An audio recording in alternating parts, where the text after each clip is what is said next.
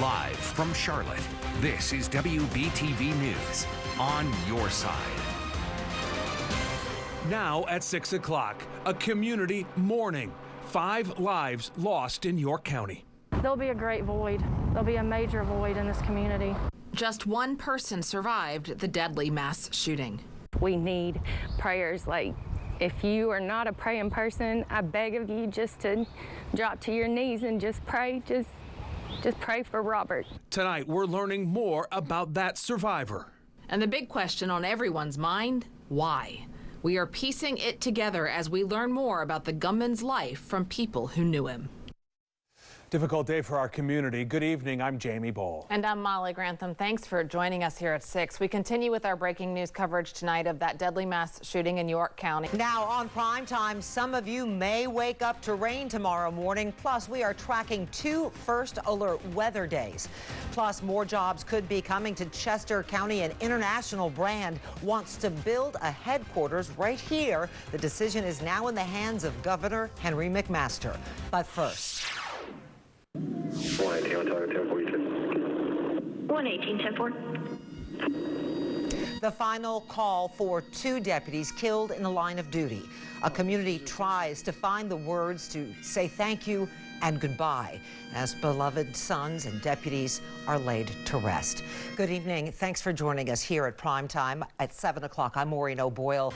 North Carolina is about to feel this year's first blast of winter weather. Snow is coming down across most of the state. Here's one model. I'm going to show you 2.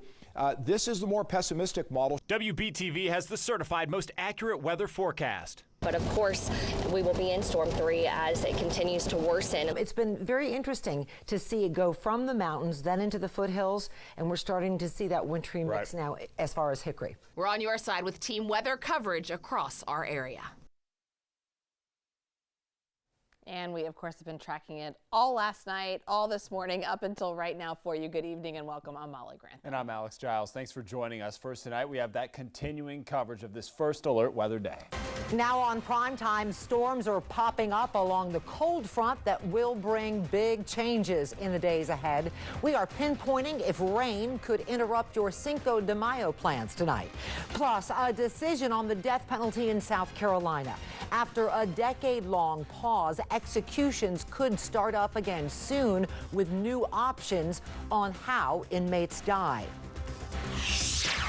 Mother's Day is just 4 days away, and for most of us, it's the day we honor the mother figures in our lives. But for some moms, it's a day that's hard to celebrate. That story coming up. Now on primetime, we are getting you ready for a rainmaker. We've got the chance for 2 soakers as we start the weekend. Eric helps you plan ahead for this first alert. Plus, 2 vigils tonight to remember 2 people recently killed in homicides.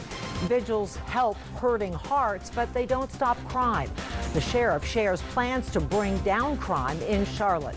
And school buses in Lancaster getting a new safety feature that'll let bus drivers keep a closer eye on your kids. Now on primetime, a big warm-up is on the way, but not before a first alert on Friday that'll only affect some of you.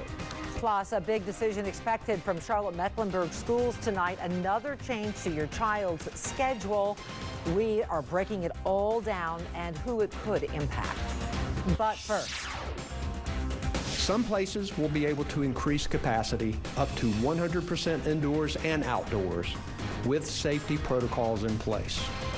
And that is where we start our big 3 tonight. WBTV News starts right now with breaking news. No, it was right around the corner from me. Could you hear the shots? Yes, sir, I could. How many do you think? I heard several at first, and then I got the word what was going on. That neighbor shocked after 2 deputies were shot in Watauga County. Glad you're with us here for Prime Time tonight. I'm Maureen O'Boyle. We begin with some brand new developments in that breaking news we've been following all afternoon east of Boone. 2 deputies were shot. One of them has been airlifted to the hospital. This standoff is taking place in Hardeman Circle area. Look at this video just into our newsroom. Our Steve Onesorge tells us, as you can see, SWAT teams geared up. They gathered and prayed, then loaded into an armored vehicle. We are not sure where they were headed, but you can only deduce from the scene today that they are probably heading toward the home. We know right now that those deputies have been shot. One, as I mentioned, airlifted to the hospital. Our Steve Onesorge and our Ron Lee continue gathering information for us. Ron, do we know how the deputies are doing at this point? Breaking news tonight, a large police situation happening right now at the Carolina Place Mall.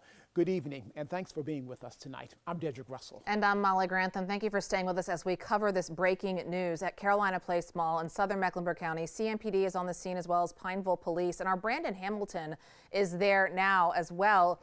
You are live, Brandon. Go ahead and tell us can you hear us, Brandon?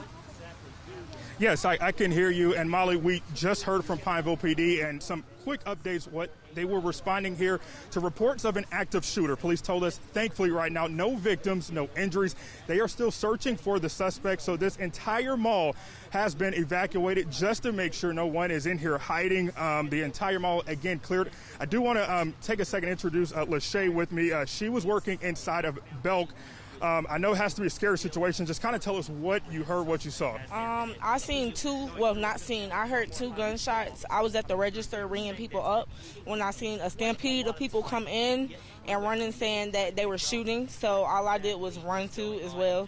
Yeah, it was very scary, knowing that my son and my mom was on the way to the mall as well. We were hiding in the closet until somebody had to come get us to come downstairs. Was that police who came and got you? Yes, sir. That was it. Yeah, so again, you heard her describe those scary moments, and that is what police say they were called out here for, was the report of an active shooter. So Molly, again, we're working to get more details. We will be out here all night, but as of now, again, this entire mall here at Carolina Place is cleared. Police are still inside searching this mall to make sure there are no injuries and no suspects are inside. Well, Brandon, that's good, helpful information from her. Let me tell you a little bit more that we've just heard from Pineville Police. Dedrick and I are sitting here in studio, and we're happy you're with us. Pineville Police has just confirmed to us they are treating this like an active shooter situation, which sounds very frightening. However, they say they have found nobody who is hurt. They are just out of extra caution until they can prove it's not. They are going to treat it like an active shooter situation, Dedrick. Now, just a few moments ago, I did talk to a barber who works there at Carolina Place Mall. I talked to him on the phone. He said that he heard gunshots around 4:50 this evening, and he says that it was just complete chaos. He said that at that time, mall management sounded the alarm, it's something like a fire alarm, to let people know to evacuate. Here's a bit of our conversation that we had. Take a listen. Everybody was running. It was so chaotic. You couldn't really hear that immediately. But everybody from the food court, there was so many people running and stampeding that it was just chaotic, man. I mean, stores start, closing their doors, letting their gates down. It's terrible, man. I mean, considering the year that we've all had, everybody's had a trying year. And then on a day like this, mall traffic within the last week or so had picked up tremendously. And for something like this to happen, right at the tail end of that, man, it's very sad. The barber went on to tell me that they evacuated through the bottom level of the JCPenney, and he said that everybody who evacuated had to have their hands behind their backs in case, because they did not know who they were looking for, so they had to go out in an orderly fashion with their hands behind their backs. Well, I mean, Christmas Eve, Dedrick. I mean, it's a packed mall. People are out there. Tons of you watching probably have loved ones that were in the area. So the good news so far is that it doesn't look like anyone was hurt, even though police say they're still looking for somebody. But Dedrick, I want to ask you, for those of us who have been in Charlotte a long time, there was a shooting on Christmas Eve 5 years ago at North Lake Mall across the county, and you were there, weren't you? Exactly. I was there doing a Christmas Eve story, and just when I was preparing the story, people came banging on the news van saying that there has been a shooting. And when I went out there, it was just chaotic. People were trying to leave the mall, and that was a day I will never forget. 5 years ago today, there was a shooting. Unfortunately, it was a fatal shooting that happened in the North Lake Mall, and people are learning from that incident. I talked to that barber, and they said that from that incident that they have been learning how to conduct themselves in an active shooting situation. And the barber told me just last month South Carolina Place Mall went over the procedures about what to do if there is an active shooter inside the mall, and you're supposed to duck cover and find cover, and that's exactly what happened inside that barbershop tonight. Well, and that's exactly the kind of training you need, but you wish you never have to use. And here we are Christmas Eve, and they are using it. It's great. You talked with your barber, and it seems so far everyone's okay. We do not know for sure, and we're waiting to hear from police until they have the entire place cleared out, checking every closet, every floor, every bathroom, every stall, every store, making sure everyone is okay. Let's go back to some live pictures from Carolina Place Mall in Pineville. Again, this has been a very busy area all day. You can see the heavy police presence. Our Brandon Hamilton said he was guessing dozens of law enforcement cars. Certainly Mecklenburg County deputies, Charlotte-Mecklenburg Police Department, Pineville Police Department. And you can see there that's certainly dozens. When you hear an active shooter at a mall on Christmas Eve, you pretty much drop everything and run. Anyone inside was evacuated. We do know that. We are continuing to follow this, and as we get more confirmed information, we will let you know. But WBTV has spoken with multiple people who work inside the mall, not just the man that Dedrick spoke with, the barber that works there, but other employees who say they did hear gunshots. However, the good news seems to be so far, and fingers of course are crossed, that we do not know if anyone was actually hurt. There is no report so far of anybody being injured, but you hear the sirens. These are live pictures in southern Mecklenburg County tonight on Christmas Eve. Good afternoon. We interrupt your regular programming here today because there is a procession that is now underway for the two Watauga County deputies killed in the line of duty this week. Good afternoon again. I'm Jamie Bowl.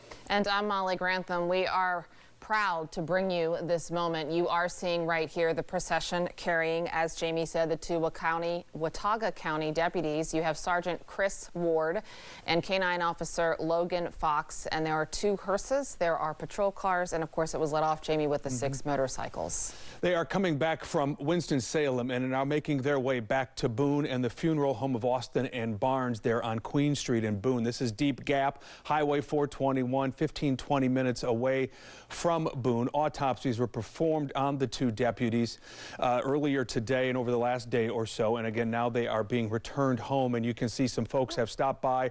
They are battling some strong winds up in the mountains today. You see that gentleman there doing all he can to hold on to that American flag, but we've seen this, Molly, leading up to this moment where the procession actually made it to this point. You see the cars stopped along the side of the roads, flags are flying there. This is an emotional moment again for one of our communities who are grieving two losses. It is a long procession. It's been a very long past 2 days. Wednesday morning, a standoff began in Watauga County, and of course, 5 people there died, 2 of them being the deputies whose bodies are being taken to Boone right now. Again, this is live in Deep Gap on US 421. It's going to go right into King Street into Boone. The procession is starting to slow down, but you have to think for all of the people that have been coming from Winston-Salem in that procession, Jamie, and they see when they get here, and it's a little bit of a slower moment. All the vehicles with the brake lights parked along the side of US 421. Maybe they can look up and see that American flag that we just saw that gentleman really holding and with great strength in the wind. Our Christy O'Connor is there carrying this live picture for us. It's her camera, and you can tell it's shaky because it is windy, and yet they're out there and they're making sure that anyone in that procession can see them, trying to honor, respect, and say, we're proud of you. Thank you for what you do. People lined up and have been lining up as we've been waiting for this procession to come by the live camera really for well over an hour. You see the pictures of the two deputies here who lost their lives this week. Sergeant Chris Ward, 36 years old, an 8-year veteran of law enforcement, married his high school sweetheart, is the father of 2, ages 19 and just 5 years old. 2 children now who will continue to grow up without a father. Deputy Logan Fox, just 25 years old, 2-year veteran of the Watauga County Sheriff's Office, a K-9 officer, handled Watauga County Sheriff's Office K-9 Raven. We heard from the sheriff this week, Len Hageman, that he was engaged to be married. We learned the stories, the backstories in these kinds of stories, in these kinds of cases. And it's difficult, obviously, familiar stories to those they worked with, their families and friends. But we have to learn them this way, and it's terrible that that's the way it happens. You see the park ranger there saluting. It's an emotional week, a difficult week. I'm struck by what Sheriff Len Hageman's told our Steve Onissorge yesterday. We're going to be okay, but we're not okay. Right. It's going to take some time, some healing, and they're going to be leaning on the community, fellow law enforcement officers from around the state to get through the next several days, really the next several weeks and months ahead. And Sheriff Hageman also said one of the most difficult things he thinks he will ever have done in his career, and maybe hopefully have to do, is going to be to add the names of these two gentlemen to the memorial outside of the Watauga County Sheriff's Office. They have a permanent memorial there for fallen law enforcement. No one expects to have to put more names onto it, but they will be putting, and Sheriff Hageman will be putting, Sergeant Chris Ward's name on and Deputy Logan Fox. Jamie, it was also, you know, you mentioned Raven, the canine that Officer Logan Fox worked with. His friends have been telling WBTV, and the Sheriff's Office did say this as well, that Deputy Fox's true passion was serving as a canine officer. He had worked previously with the Ashe County Sheriff's Office and then was able to work with canine here at Watauga County, and that was his passion. Seeing the flag, that is a really striking moment to see that, making sure that anyone in that procession can see that flag as well. The video you're seeing here is from the scene where that ambush happened earlier this week, Wednesday afternoon and into the evening hours. We're getting our first sort of look up close at that today. Our Steve Onosorge had done that, and you were talking there about the sheriff and all that he is going through. Last night at 7:30, we talked to Chief Don Roper. He heads the Mount Holly Police Department. The chief there, of course, he went through this just back in December. When Tyler Herndon was killed, one of his young officers. And he said Sheriff Hageman's going to go through his own grieving process, but he also has to lead his community through it. And it's a very big responsibility. He said it was one of the most difficult things that he had to go through, and he admits he's still working through it. And when we were talking yesterday, you could just see the emotions sort of come back, pour back into his body and his face as he was sort of reliving, you know, watching all that was happening in Watauga County. It was breaking his heart. He said the sheriff has a long way to go, but he's going to have law enforcement community there to lean on, and the community as well. As again, we are seeing here people taking time out of their day to make sure that the law enforcement officers below who are passing by this bridge there in Deep Gap know they are supported, cared for, and they're going to have their back in the weeks ahead. And that conversation you had with Chief Roper was really, really powerful, Jamie. His perspective, it is on our website right now, WBTV.com. It is worth mentioning as well, we said 5 people who died. Of course, these 2 deputies, and also Michelle Ligon and George Ligon, a married couple. The 5th person was her son, George's stepson, who was the alleged shooter. But Michelle was 61 years old. George was 58 years old. That was the house you saw. They lived there in Boone, a little sort of eastern part of the city is where that scene was. And that is where the suspected shooter, we say suspected and alleged because, of course, that's where they say he was, but we're not giving a lot of credit to him right now. Today is to honor the 4 other people who have been shot and killed. And these 2 deputies certainly bringing out the emotions and some deep hurt for this community. But also when you see this live picture right now overlooking US 421 live from Deep Gap, the deep respect from the community coming out to say, please, no, we are with you. It looks like perhaps the last of the vehicles has now passed through. As you can see, people with their hands over their hearts there for moments, standing there quietly watching as all of these vehicles have gone by. And you can see here, looks like perhaps the tail end or part of that procession is continuing now from the ground. But again, you see that gentleman Molly referenced there doing all he can to hold on to that American flag just past the fire pickup truck there. You can see a massive flag that was unfurled there. And again, people have stopped along the roadways as well to pay their respects on a difficult day, a difficult week, and again, with funeral services to be planned, it is going to be several more days of just pain and agony in these communities. Did you see the child that just walked by with presumably his parents, an older adult, a man and a woman? That to me also strikes out. This is one of those lessons people try to teach children as well. You don't want this to happen to your community, but here we're going to bring you out in the middle of a Friday and show you what it is to honor and respect those that serve us, and to let the community know that we are here for you, even when you're trying to teach children, right? The most innocent of our entire community, about the power of this moment and what it means. Absolutely. That procession is now continuing, making its way towards Boone. I would say another 10, 15 minutes or so before it gets then there, perhaps a little bit longer. We're going to follow it, though, certainly every step of the way, bring you some more live updates throughout the afternoon. And, of course, our news coverage starts on WBTV News first at 4.